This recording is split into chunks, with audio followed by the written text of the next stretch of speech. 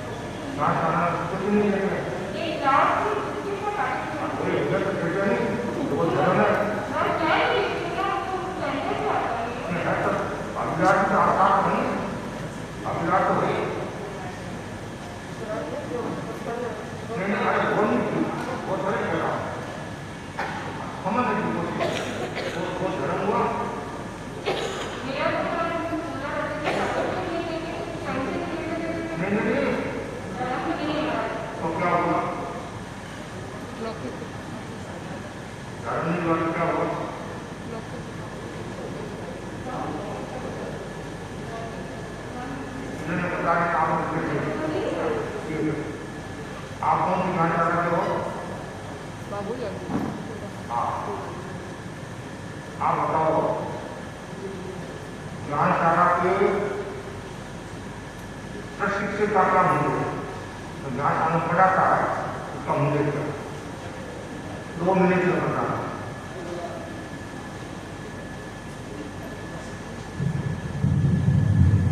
आप प्रशिक्षिका हो, आपका क्या मूल्य है?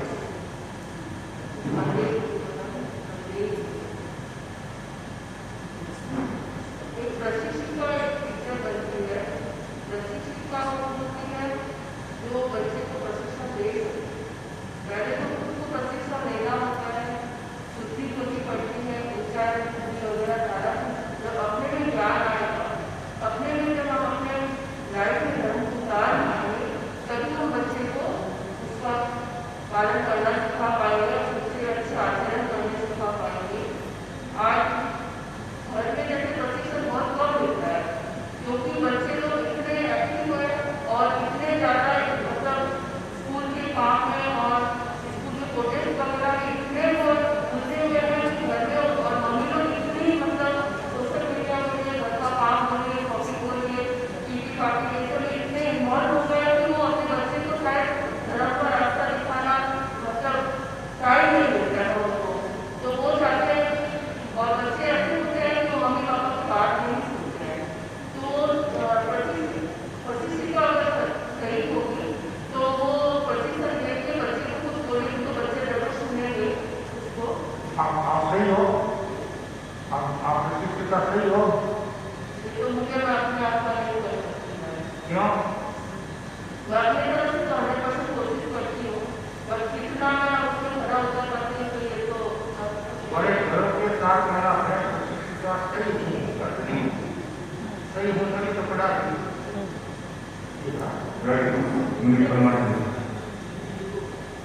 वो सब का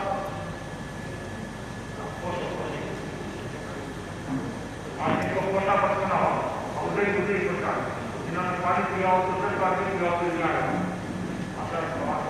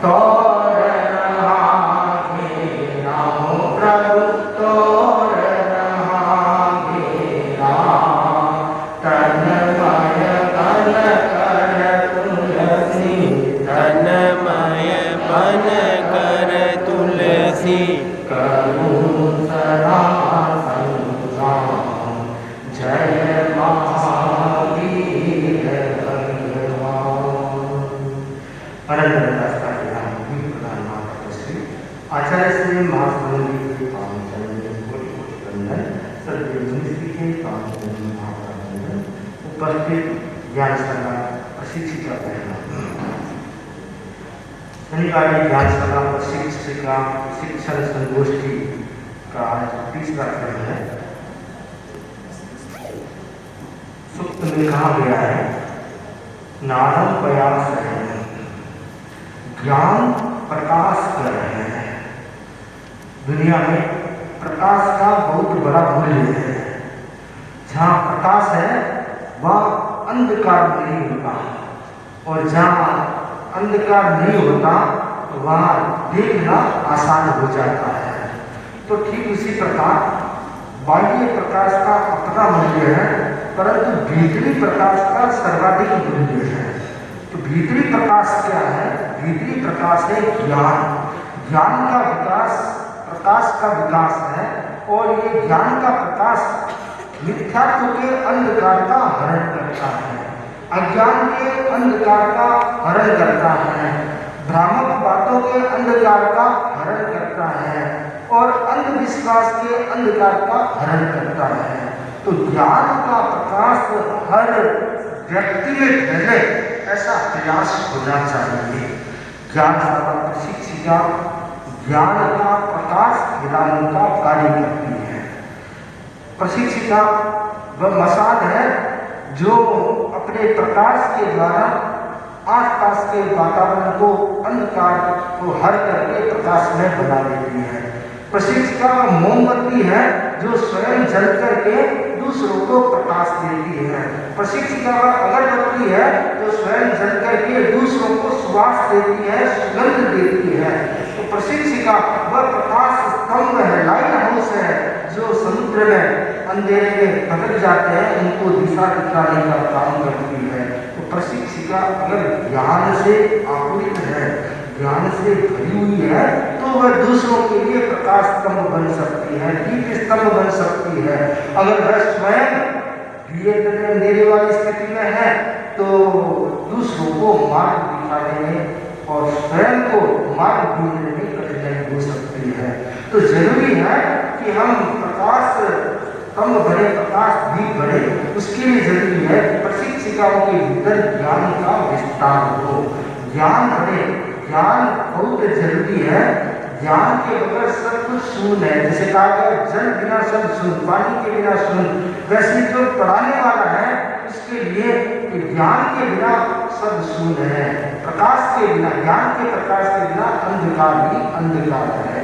तो प्रशिक्षिका ज्ञानमय बने, ज्ञान प्राप्त करे, ज्ञान वृद्धि करे, ज्ञान की दिशा में आगे बढ़े। उसको, उसके लिए अपने आप को नियोजित करे, अपने समय को नियोजित करे, जिससे उनको ज्ञान प्राप्त हो सके। थोड़ा सा मैनेज करना है। सप्ताह में अगर एक दिन आप पढ़ाते हो तो 6 दिन आपके पास है उसकी तैयारी करने के लिए।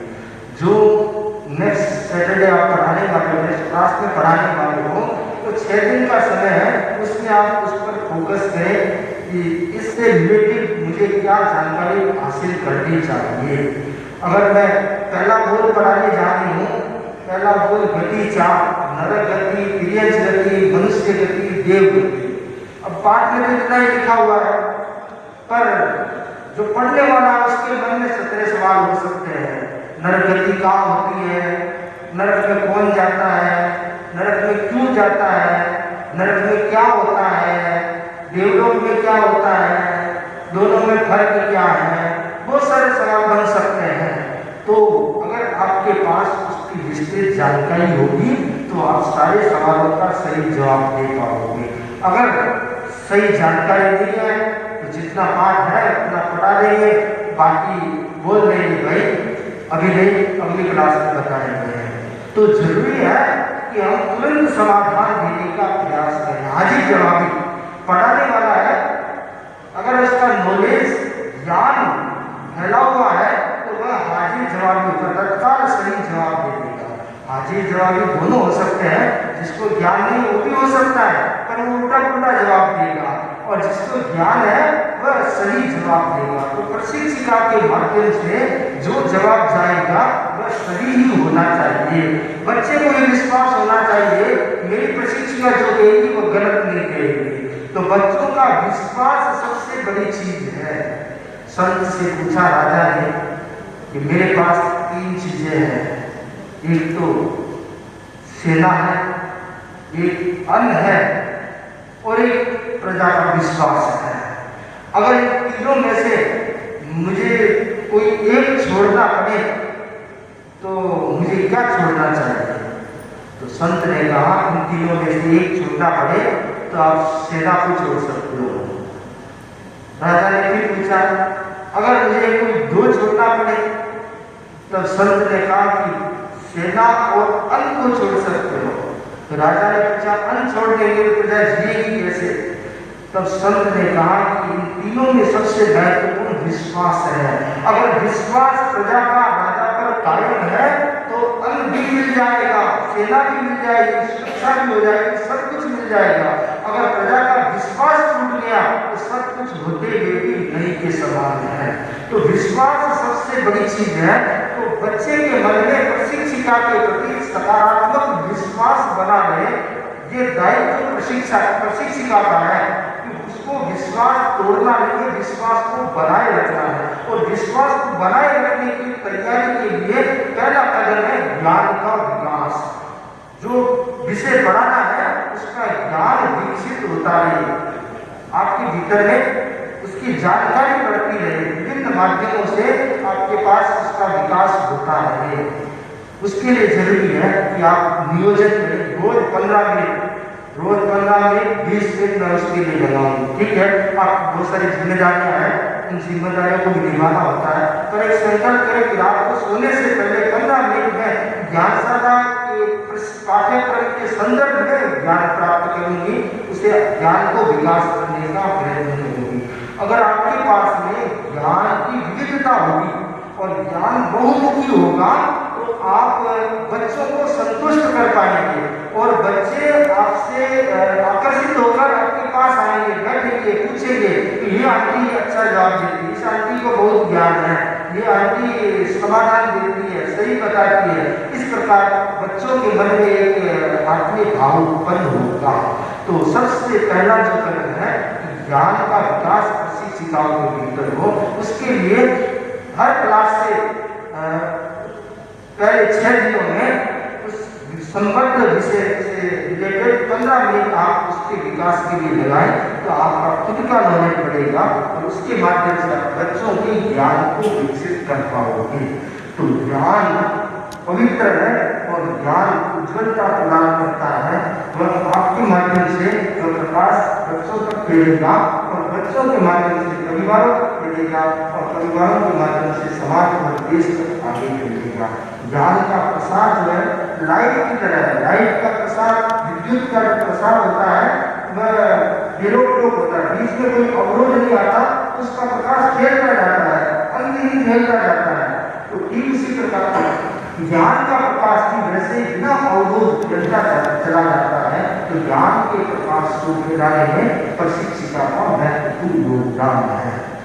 दूसरी जो बात है, ज्ञान के विकास के साथ साथ हमारी जो ज्ञानशाला है सिर्फ ज्ञान के विकास पर बल नहीं देती है। हमारी ज्ञानशालाओं में ये ध्यान दिया जाता है कि ज्ञान के साथ साथ उनका संस्कार और आचार भी विकसित हो। ग्रंथों में कहा गया है आचार्य प्रथमो धर्म, अहिंसा परमो धर्म, अहिंसा तो परम धर्म, परंतु प्रथम धर्म कौन सा है? आचार्य प्रथमो धर्म, आचार प्रथम धर्म है, आचरण अच्छा हो। तो ज्ञानशाला प्रशिक्षिकाओं का दायित्व है कि बच्चों का आचरण कैसे अच्छा बन सके।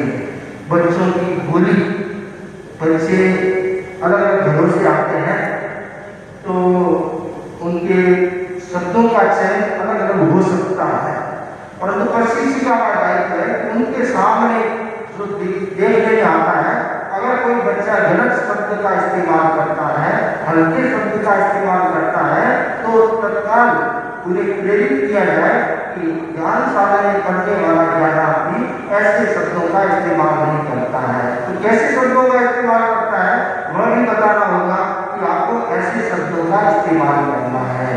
तो आचार, उनकी वाणी को सुधारने का प्रयास करें, उनकी वाणी में सत्यता आए। कोई बच्चा झूठ बोलने का प्रयास करता है तो उन्हें समझाया जाए कि आपको ज्ञानशाला में पढ़ते हो तो झूठ नहीं बोलना है, झूठ से बचना है और आपको अपने व्यवहार से, अपनी वाणी से भी संदेश देना है कि झूठ नहीं बोलना है। कई बार क्या होता है, उदाहरण के तौर पर हम देखते हैं छोटे बच्चे होते हैं और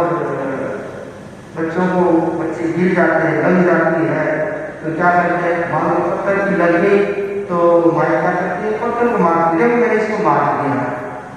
मतलब आपने उस बच्चे को क्या संस्कार दिए?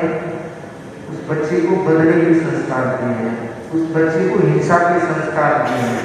बच्चे को ये नहीं कहा आपने कि तुम्हारी गलती थी, उसके कारण ठोकर लग गई, इसलिए तुम्हारे कुछ नहीं गलती, आप तो ठीक है। आपने उस पत्थर को मार करके उस बच्चे को गलत संस्कार दे दिए हैं।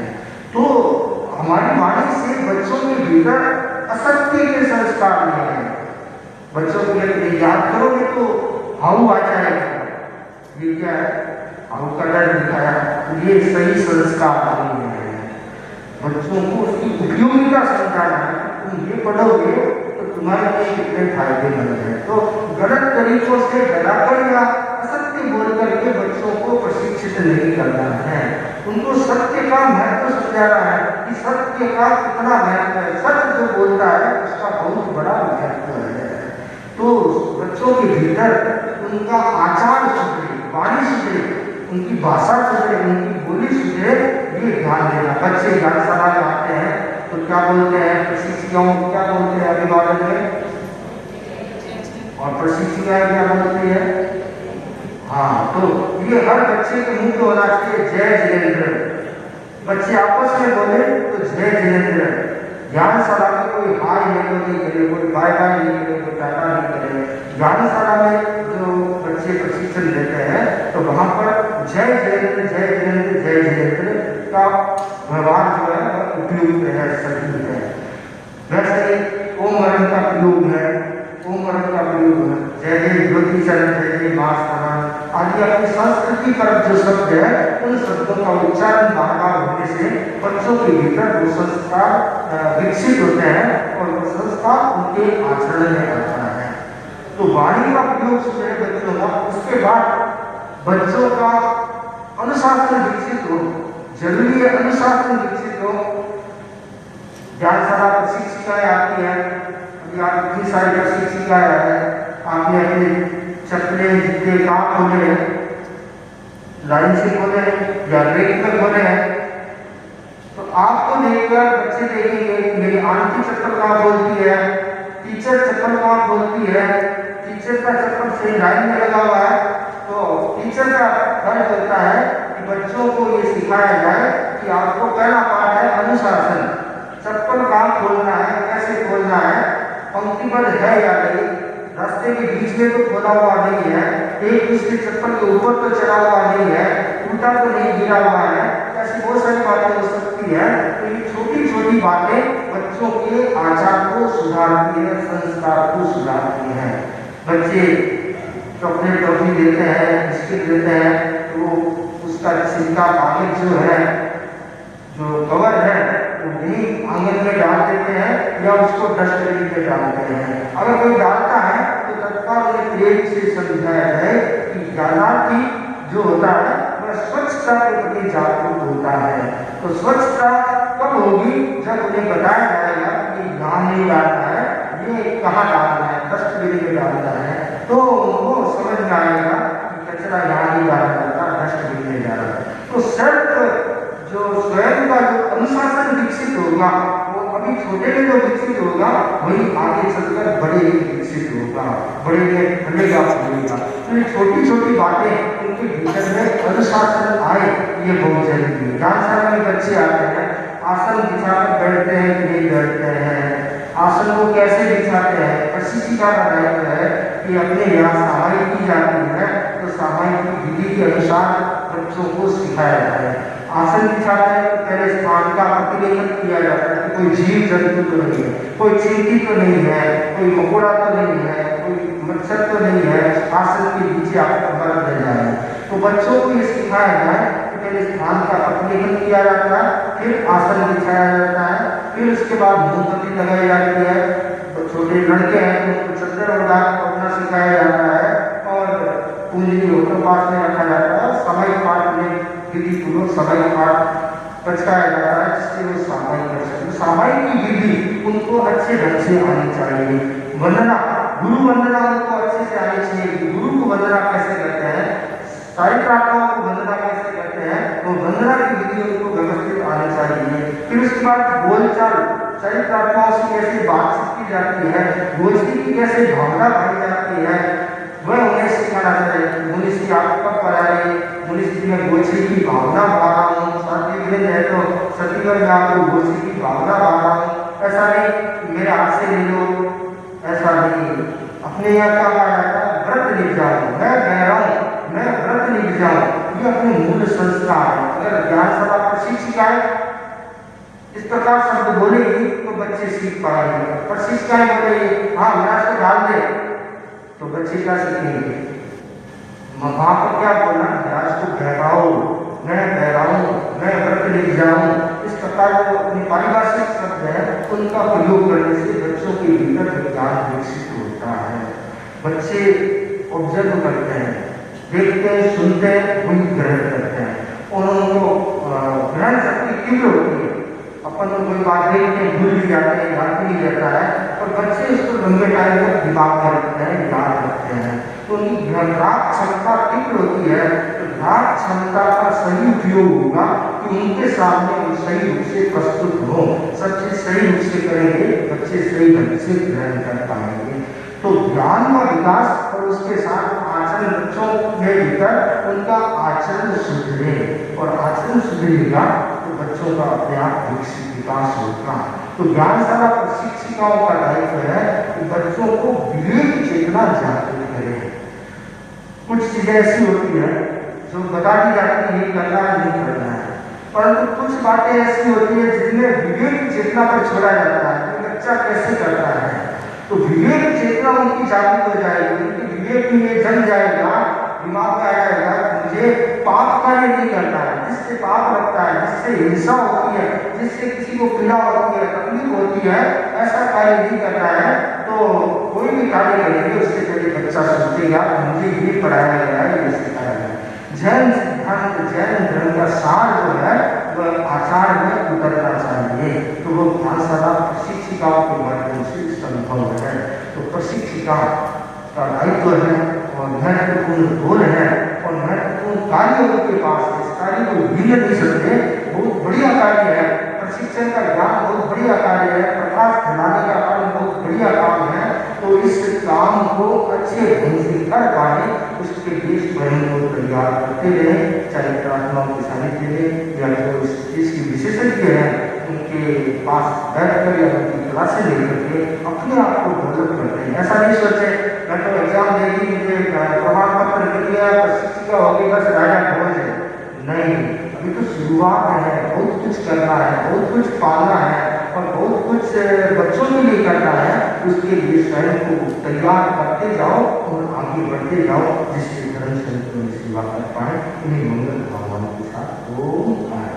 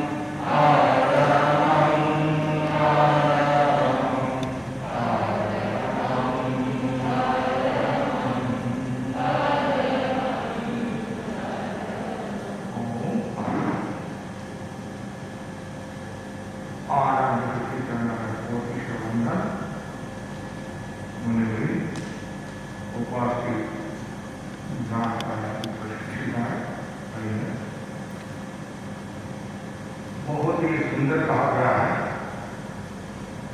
जो विचार मन क्या दिए, जो विचार मन क्या दिए वे बन गया संस्कार,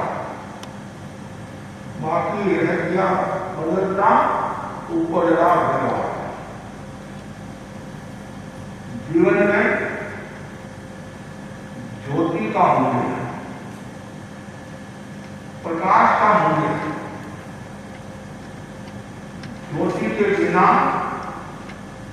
जीवन अधूरा, अधूरा जीवन अविश्वास होता है। जीवन में ज्योति पाने का, जीवन में प्रकाश पाने का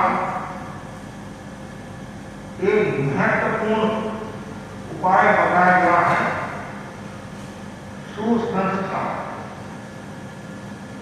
भारतीय संस्कृति में संस्कारों का बहुत बड़ा महत्व है। व्यक्ति की जो पहचान धन दौलत श्रद्धा से नहीं होती है, वैभव से नहीं होती है, व्यक्ति की जो पहचान होती है वह संस्कार से होती है। आचार व्यक्तिगत होता है, विचार व्यक्तिगत होता है, संस्कार से व्यक्तिगत होता है, व्यवहार दूसरों पर आधारित होता है। लेकिन संस्कारों से व्यक्ति की पहचान सरलता से होता है। संस्कार की दो प्रकार का, एक सुसंस्कार, कुसंस्कार।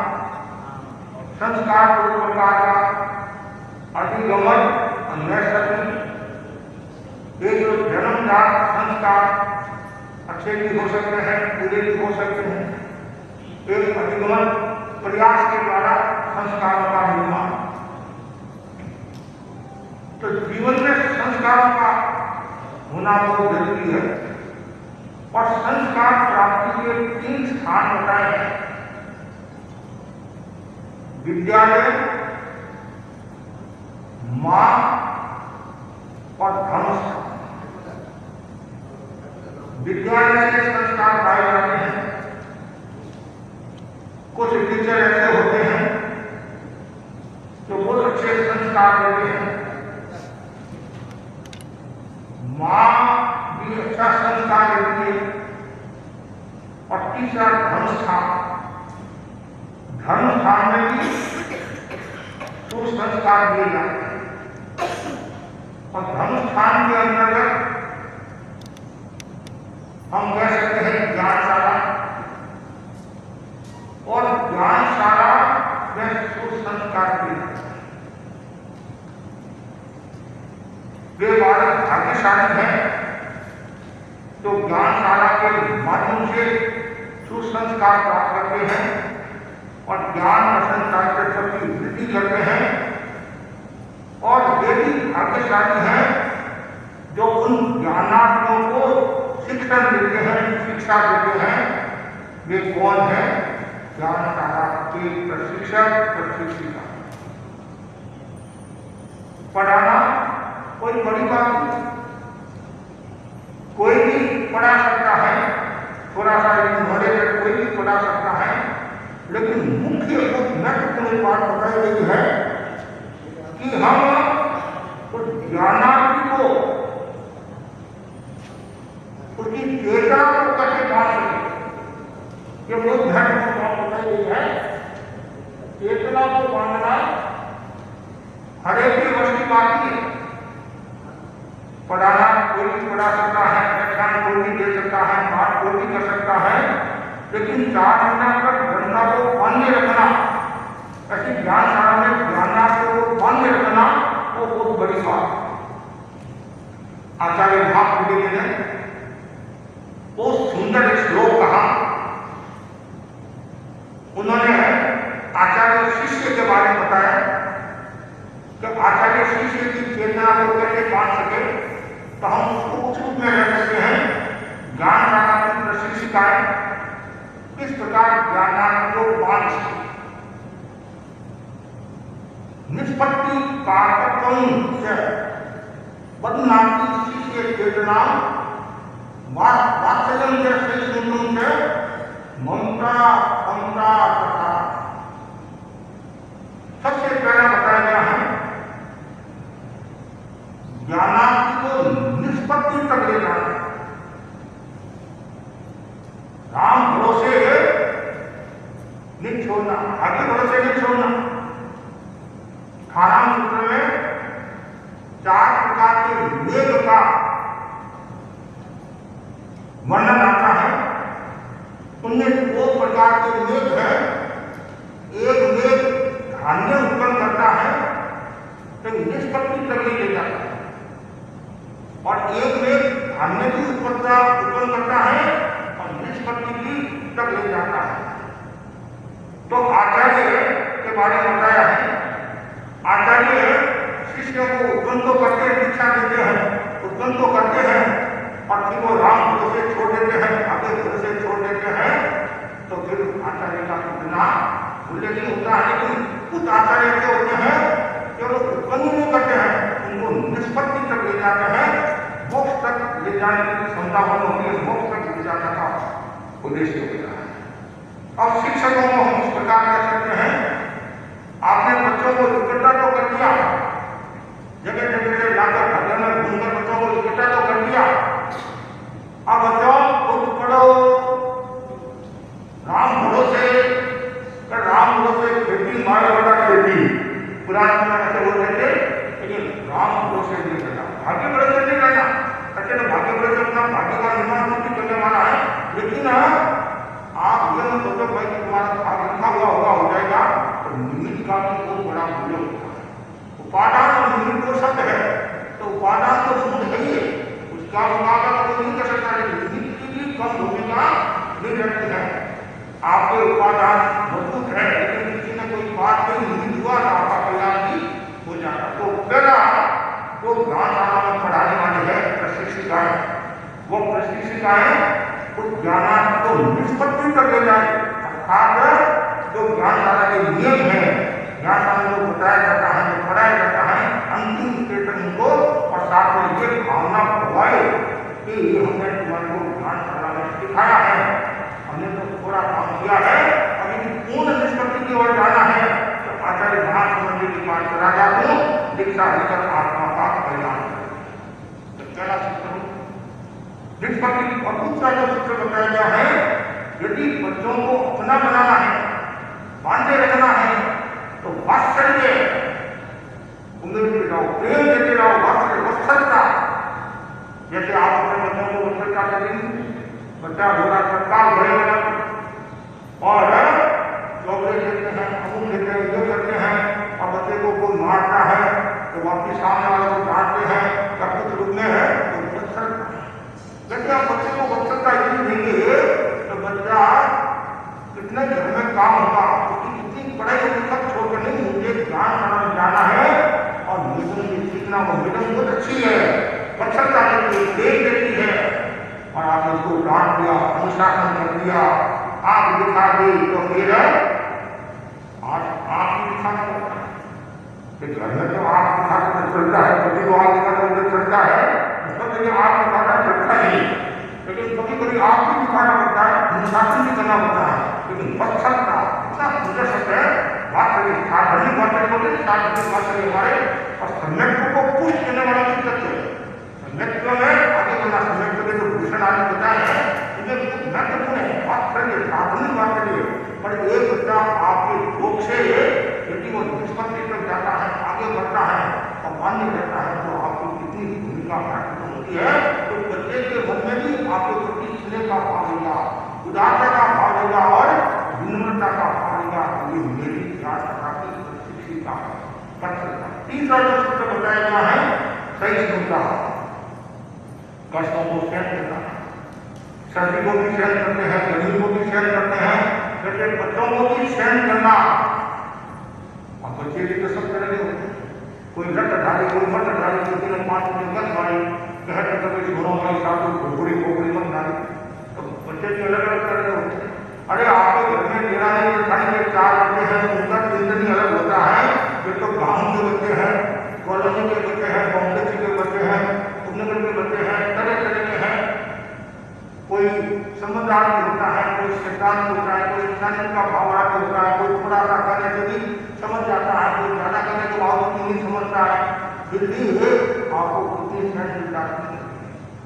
आचार्य कृष्ण के बारे में हम सुनते हैं, और आचार्य कृष्ण ने एक बार सरदार से प्रवचन में फरमाया था कि आचार्य को कितना सहन करना पड़ता है।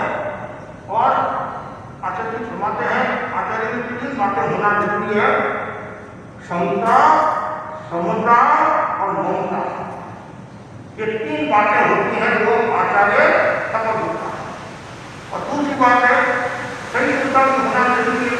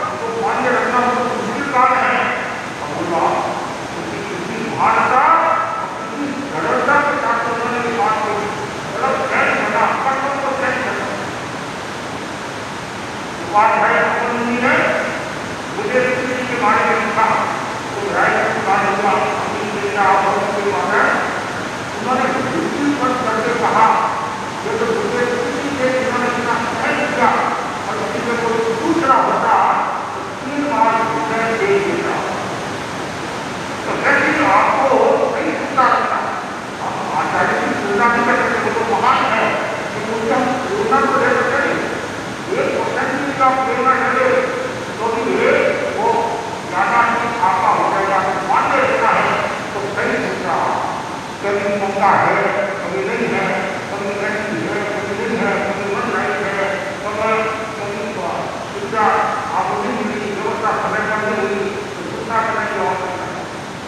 आपके घर में कोई देरी हो जाती है, देरी का अभ्यास करने नहीं करते, तो फिर कटे मतलब वो देरी हो जाता घर है, घर तो है, घर है, तो इसलिए सही सुनना साधु मेरे मालूम तरीके है, तो आपको भी अनेक परिचय है, तो जितनी ज्यादा सहन चिंता होगी और उस समय आप ये चिंतन करो, कभी चिंता आता है, वर्तमान को याद करो, विचारों को याद करो, भगवान महावीर को याद करो, मुझे कुछ नहीं, भगवान महावीर को सारा महाराज की प्रार्थना में कितना करना, कितने कष्ट है जिनके उन्होंने आज थोड़ा सा सोचा था, हर बार उनको जब कानों में पूरे धोखे उन्होंने बात बताई, उनको मारा पीटा पान के ठंडे पर कटा बचा करता है,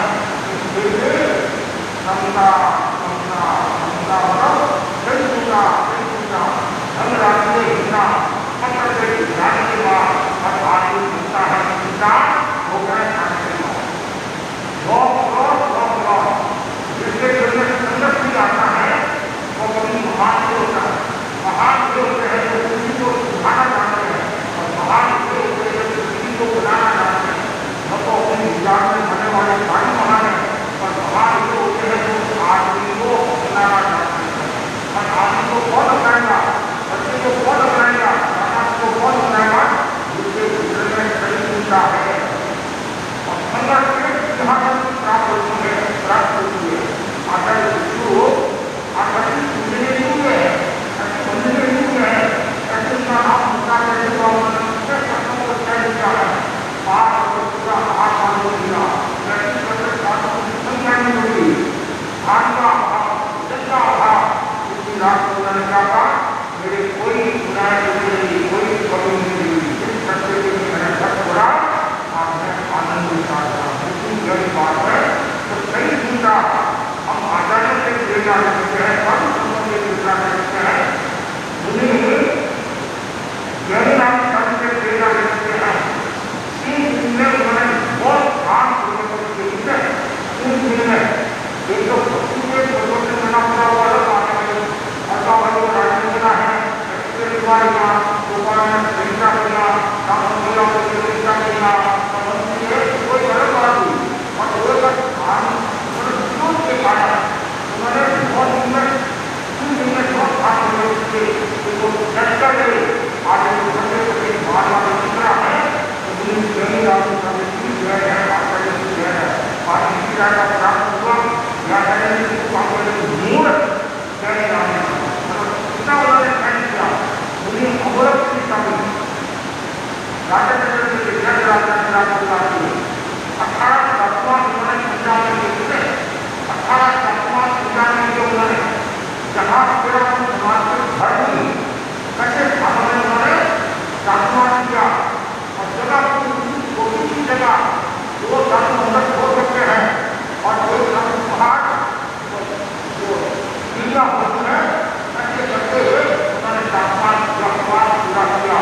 इतने कष्ट को मतलब दुनिया ने उनका तापमान का दुनिया और ऐसे पर बना दिया आदमी जाएगा एक दिन बाकिया महापुरुषा के घबराव आए का पता करके शाम को समझ थोड़ा सा पानी मिला होगा, ऐसे रस्ते में पानी मिला, गर्म पानी मिला, ठंडा गर्म है, योग की बात है तो बात टूटी बिल्कुल पानी गिरेगा, मतलब लास्ट तक गुजार के हाथ का समुद्र में घुसा था, उसमें थोड़ा सा पानी नीचे उन्होंने करते हैं, बड़े उनके पानी गिरते बड़े हैं, लेकिन समुद्र के लिए प्राप्त नहीं किया, इतना सहन किया, धीरे पड़ो आप आश्चर्य होगा, लेकिन वो उसने सहन करने के बाद ध्यान को नहीं छोड़ा, आचार्य वर्षों तक देश में आहार के काटना, वर्षों तक उन्होंने एक कचहरी में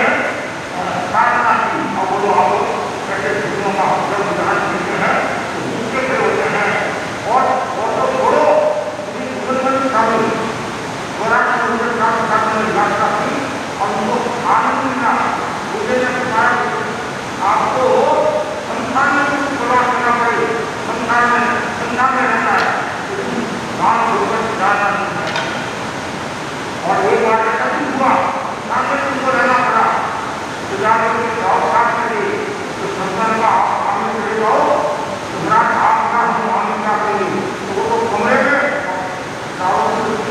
कमरे के बाद 5 से 6 टाइम हमारा हो जैसे जितना उन्होंने तय किया तो जो जितना ज़्यादा तय करेगा उसका विजय बढ़ेगा और वो शिक्षा को और ज्ञानात्मक को आगे बढ़ेगा।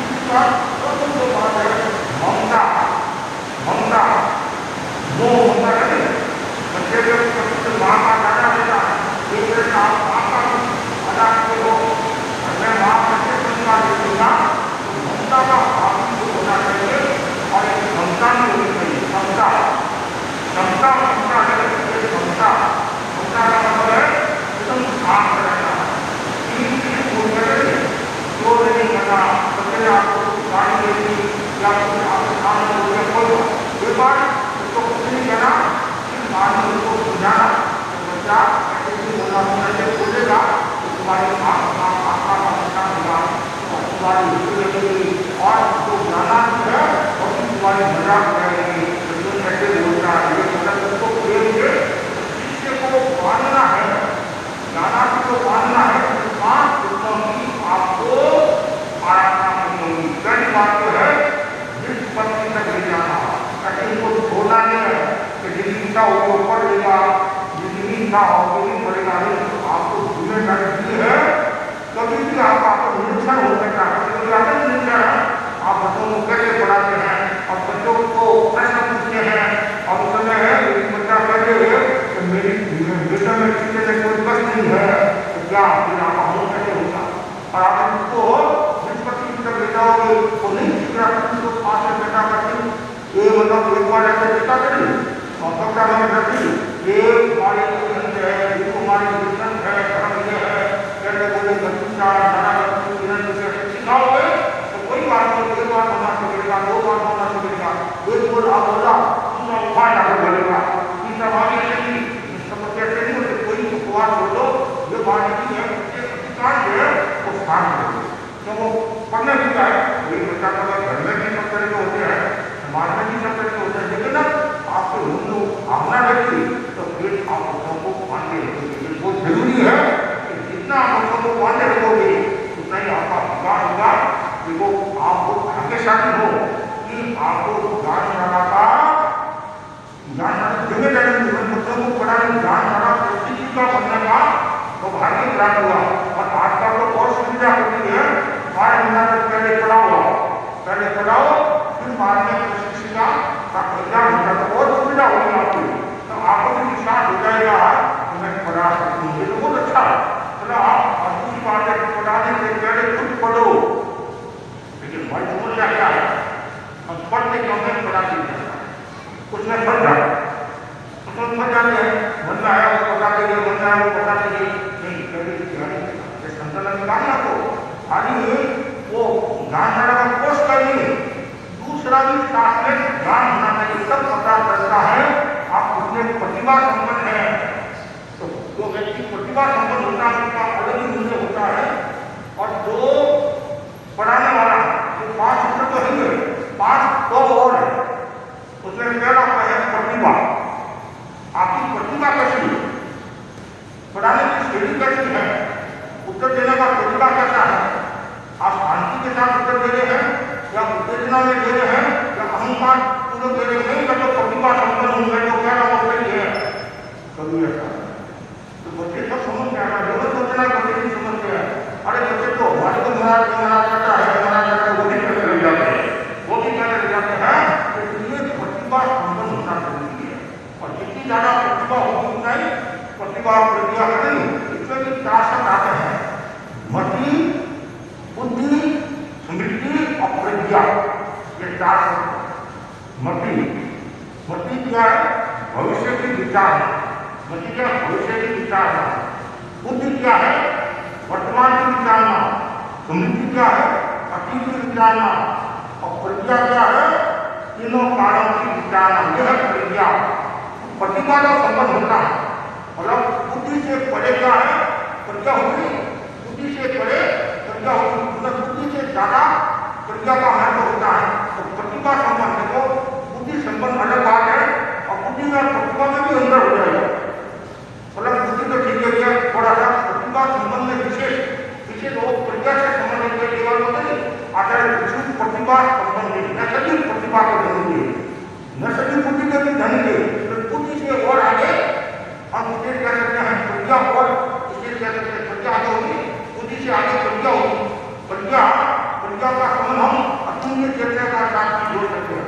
आचार्य महाप्रभु की बात करते हैं महाप्रज्ञ, और मूलक तो आचार्य महाप्रभु की बात ऐसा बताया जाता है वो अतुल्य चेतना के धन के विशिष्ट ज्ञान, और ऐसे अभिज्ञानी मनोविज्ञानी जो ज्ञानी, तो ये वो जरूरी जो पहला आपको जो बताया गया है वो क्या है, प्रतिभा संपन्न। दूसरा वो क्या है, प्रकृति। आपकी प्रकृति कैसी है, ठंडी है, तेज है, नरम है, अहंकार युक्त है, गुस्सा युक्त है, माया युक्त है, लोभ युक्त है, क्या एकदम ढीले ढाले हो। कभी कभी ये ढीले ढाले होते हैं तो भी बच्चे आपको पानी गिरा देते हैं, और ज्यादा होशियार हो तो भी थोड़ा होता है। दोनों तरफ से बात अति ठंडा भी नहीं, अति होशियार नहीं, तो क्या होगा, समझदार होना।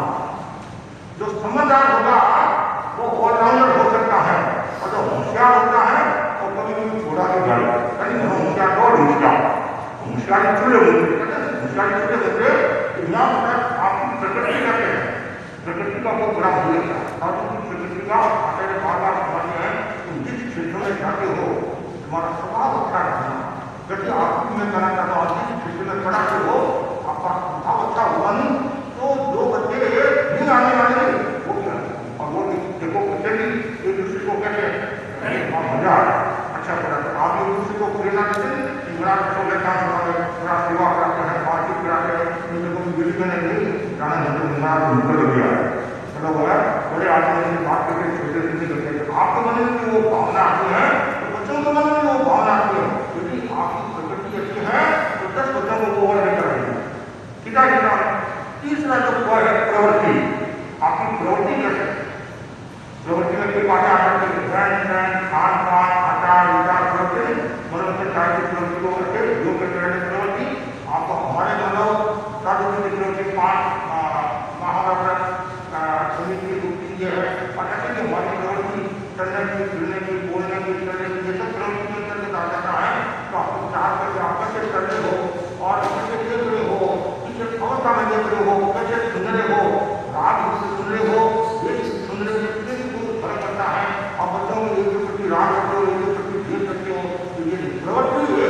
कभी कभी ये मेरा बेटा है, ये मेरा भतीजा है, और ये ऐसा है, क्योंकि ऐसा भी देखने में आता है तो प्रतिभा संबंध उसको साइड में कर देते हैं, और खुद का होता है या फिर जो पीछे होते हैं जहाँ जाए तो उनके भी बच्चे होते हैं, आपस में जुड़ी हुई होती है कि तुम्हारा बेटा जो प्रतिभा संपन्न है वो ऐसी रह जाते नहीं। अरे आपका बच्चा तो कहीं जाने वाला नहीं है, समझे नहीं, और वो राजा का सारा नहीं, राजा का सारा तो रानी मार करती तब मंत्री को घर कर देते हो, और मेरे भाई को मैं सुनने के लिए भाई सुनने क्या नहीं, तुम्हारा भाई को होशियार है और राजा मेरे बड़ा बच्चा मार रहा है वो बोल कर मेरा मंत्री हो जाए, तो ठीक है तुम्हारा भाई को काम करेंगे। आज हम भारतीय बड़ी होती है, लड़का देकर आता है, गए 5 लोग तक गए और वापिस आए, क्या लेकर नहीं तो ये थोड़े साल का लड़का नहीं मिले, 5 2 18 वर्ष का लड़का 9 में लेकर आ जाए, राजा ने कहा हम देख लेना होगा। तो वैसे आपने लड़के को खड़ा तो कर दिया, उसको बोलना आता है, कभी कभी क्या होता है लड़का मना करा, मम्मी मैं अभ्यास नहीं कर सकता हूँ, मैं सीख सकता हूँ, नहीं मेरी नाक का सवाल है, मैं भाषा का प्रशिक्षिका हूँ, मुख्य प्रशिक्षिका हूँ, और वो बड़ा होता ही पड़ेगा, उसका मुख्य क्या आएगा, वो सारे निकल आएगा, सारे निकल आएगा, इसलिए तो प्रतिभा आंदोलन तो कि ये मेरे विरोधी है, घर परिवार है, उसमें यही सोचना कि तो मेरा का लड़का नहीं नाम आया सब समझा, तो उससे और क्या होगा, जो आपके आपस वो भी आपके पक्ष में हो जाएगा, तो वो भी घटा कर बात करेगा नहीं, ये तो घटा कर वैसे बात करेगा, मम्मी तुम्हारे साथ मेरी मैडम बात करते हैं ऐसे मेरे साथ भी उसका क्या परिणाम आएगा। यहाँ तक हमारे यहाँ से मेरे श्राव के साथ विचार नहीं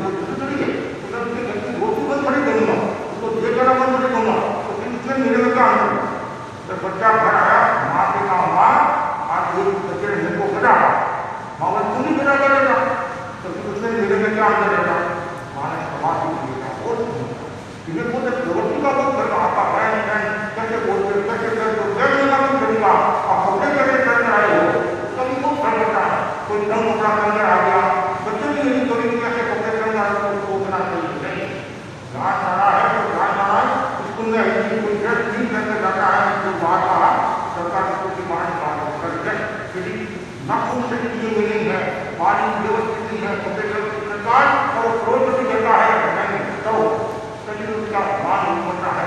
तो वैसे ही आप बच्चों के वो कैसे करें आप, और कभी क्या होता है कोई प्रचार नहीं है, कुछ करने के लिए अब कौन बैठा है, कौन बैठ कर रही है, किस तरह अरे वहाँ कोई धर्मशाला में नहीं जाना है, नाट्यशाला में नहीं जाना है, वहाँ कहाँ है धर्म खाने जाना है, तो मैं तो बार बार कहा करता हूँ जो ड्रेस है उस ड्रेस के हिसाब से खाना चाहिए, कितना सुंदर लगता है जब भंगला में बच्चे मेरा मैंने कितना रखिए मेरे खुद अटोटा लगता है तो धीरे धीरे वो खड़ा होना तो नहीं उसके घर में शौक है तो धीरे धीरे चीजें पीला काम करेंगे तो बड़ी हो कभी जो नियम है नियम से चलना चाहिए तो आपका प्रभाव पड़ेगा मैं कोई हूँ आचार्य के बाद कितने बुलंद संत है ये नियम के अनुसार काम नहीं करता है उनको की सहायता करनी है चौथा है प्रवर्तन मतलब बोलने का तरीका बात करने का कैसे बोलते हैं क्योंकि प्रवचन है जैसे साधु प्रवचन देता है आप कहीं वक्तव्य कह दो उद्बोधन कह दो कोई भी कह दो लेकिन प्रवचन विशेष वचन प्रवचन का मतलब विशेष वचन आप कैसे बोलते हो उसका भी बहुत होता है बोलने का कैसा है और विधि जानना जो शब्द जोर देना आता है तो जोर देना चाहिए तो धीरे बोलने का उतार देना चाहिए प्रवचन का जो होता है उसके प्रवचन में उतार चढ़ाव आना चाहिए विद्युत चलेगा ऐसे महाप्रभु के महाप्रभु के उतार चढ़ाव नहीं आता है विद्युत खुशी है तो उसमें उतार चढ़ाव आता है तो वो अपनी अलग अलग शैली होती है कुल मिलाकर ऐसा प्रवचन होना चाहिए बच्चों में भरे होना चाहिए ऐसा प्रवचन नहीं होना चाहिए उसमें शुद्धता नहीं दिखानी चाहिए हर देव का प्रयोग मतलब गमला ऐसे शब्द का प्रयोग क्या होता है सीधा बोले आकाश है और बोलते हैं कू का मतलब क्या होता है हाँ कू का मतलब पथरीली होता है कू का मतलब पथरीली होता है और कू का मतलब ये शब्द आता है कुत्तिया हुआ हाँ कुत्तिया हुआ मतलब क्या होगा खानावासी परंपरा जो आता है श्रीलाल महाराज सदानंद और हमारे मदन जी को नहीं है सर उन्होंने मंदिर के शब्द का प्रयोग किया कुत्तिया हुआ कुत्तिया डबल हुआ कुत्तिया मतलब कुत्तिया हुआ शब्द का प्रयोग किया उनके जो अंगल थे उन्होंने और वर्त दिया तो हमारे लोग को कुत्तिया बनाना तब श्रीलाल महाराज ने कहा तुम कुत्ते हो ये है बोली है मदन जी होंगे वो है मदन रानी बोलती है मदन जी बोलती है मदन जी को ये है अब कुत्तिया बनना मतलब क्या वो मतलब पक्षी है मतलब 3 लोग आपन मतलब दुर्गा जब वो होता नहीं शोर होंगे कि भगवान मंदिर के साथ में आ गए तो ये बड़े बड़े शोर देवता चंद्र देवता की दुकान है तो ये 3 लोग हाँ 2 मिनट पक्षी 3 मिनट 3 लोग अपन में रुका पर जैसे माता मध्य और पूर्व 3 लोग हो गए ना 3 लोग हैं इसका मतलब है 3 लोगों में जो वस्तुआं होती हैं उनको कुत्तिया हुआ तो वैसे ये जब तक जानवर है वो गहरे जानवर है ऑलराउंडर आपकी भाषा में ऑलराउंडर है कि आपका ये बारे में कुत्तिया हुआ मतलब आपके पास सब तरह का हमारा हमें सब तो जानी नहीं है इतिहास भी है आप भोजली अरे वो भोजली तो दुकान चलाते हैं पाँच में लेकर चलाते वो दुकान है वहाँ ऐसा सुना है तो ये तो बहुत बड़ी बात है सबका मतलब पक्षी होता है धरती होता है और आपने पूछ सकता आपने बच्चों के नाम प्रयोग कर दिया आप खुद ही पूरा नहीं जानते हैं तो बच्चों को क्या ये सरल मैं तो मेरे संतों को भी करता हूँ प्रश्न आ रही हृदय का प्रवचन जितना सरल भाषा में सुनाओगे उतने लोग बनने के कारण क्या है कि 40 साल की उम्र वाले आदमी करने वाले होते हैं। उस समय यदि मैं यह भी बात करने लगूंगा गमाना ये कानून कर्म करके विगत आखिर में घूमता ने देवता में वेश्या करनी और नीचे लोक में नीचे देवी ने ऊंचे लोक में नीचे देवी ने और पावे तो पावे हमारे को क्या करना है। हमारे को तो घर में कैसे रहना, परिवार में कैसे रहना, समाज में कैसे रहना, मुसलमान कैसे रहे वो बताओ। इसी जब बातों तो जल्दी क्षेत्र काल आप एक अधिकार होना चाहिए। इसलिए प्रवचन परिसर को लेकर उसमें ढाई लोगों की बात करना मैं बहुत जल्द बात ज़्यादा मुश्किल नहीं निकाल आचार्य पार्वती आप बात दिए आचार्य के सामने ज़्यादा ढंग नहीं करना किसी गलत बात मैंने देखा युवाचार्य मैंने देखा युवाचार्य राष्ट्र जब वो माले काम को जाता साथ में और जब आचार्य के साथ होती एकदम सामान्य भाषा में होना से आचार्य के सामने ज़्यादा दिखावा नहीं। और जैसे ही हमने वहाँ देखा अलग भाषा इतना सुंदर बोलते इतना सुंदर तो जल्दी क्षेत्र का हाथ देकर राष्ट्र को बताया है वो है प्रेम।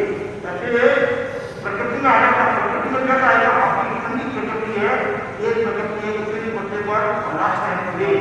इतना हमारा प्रेम हो गए उतना ही और प्रेम वाले जाने के है मीटिंग प्रेम वाले मोटे प्रेम वाले मैं तो ये 5 ऊपर से इतना ही आपको करना चाहता हूँ और आप सब अपना समय का विसर्जन करके सबको ज्ञान देते हैं। बहुत बड़ी बात है कितनी आपकी गरम निद्रा होती है, आपका भी ज्ञान होता है, आपकी तैयारी करते हैं, काफी भी पढ़ा है और आपके साथ आत्मीयता जुड़ती है और साथ साथ में आपका उच्चारण भी शुरू होना चाहिए।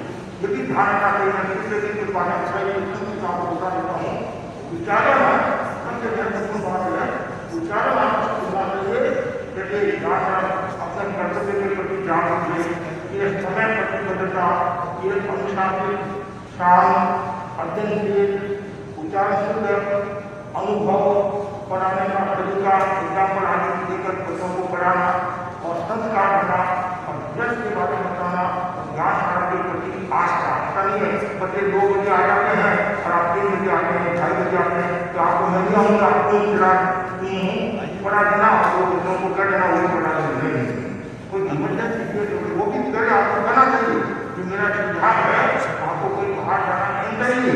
5-8 दिन पहले स्कूल में ये प्रश्न नहीं नहीं आप या तो व्यवस्था करेंगे दूसरे प्रशिक्षिका बनेंगे प्रशिक्षिका है आप उसकी व्यवस्था करेगा और जो पढ़ाने वाले तो आप प्रशिक्षिका पढ़ दोगे लेकिन हमेशा वहाँ जाते नहीं हो बिना में 1 बार दिए 2 बार दिए तो फिर न तो आपका ज्ञान मिलेगा और न ऊपर वालों की आपके प्रति आस्था रहेगी न आपको सम्मान मिलेगा। ये और प्रशिक्षकों के बीच में भी प्रश्नोत्तर का पाठ होना चाहिए, वाद विवाद होना चाहिए और कभी प्रश्न वजह से उत्तर हावड़ा प्रश्न हावड़ा भगवान का प्रश्न करता और संबंध कैसे चीज में वो भी होना चाहिए। और कौन प्रशिक्षिका समय पर आती है और बराबर आगे देती है, कौन प्रशिक्षिका अनुशासित है और इनकी तो कम मेरे अनुशासित है मर्यादित है जवाब का अच्छा है उन सबको नंबर देना चाहिए, तो प्रोत्साहित करना चाहिए। और फिर साथ में एक वार्षिक उत्सव और साथ में एक बार गुरु दर्शन भी देना चाहिए। यहाँ सारा प्रशिक्षण मिलकर जैसे उपासक जाते हैं जैसे आपका भी खाता होना चाहिए। और मैं सबके प्रति मंगल कामना करता हूँ आगे बढ़ो और आपका पवित्र बने शिक्षा बने खूब प्रेम उत्साह करे और सबके प्रति खूब आध्यात्मिक मंगल कामना और खूब ज्ञान दर्शन का सब में आराधना करते हुए शिक्षा की प्रभाव रखते आशा ओम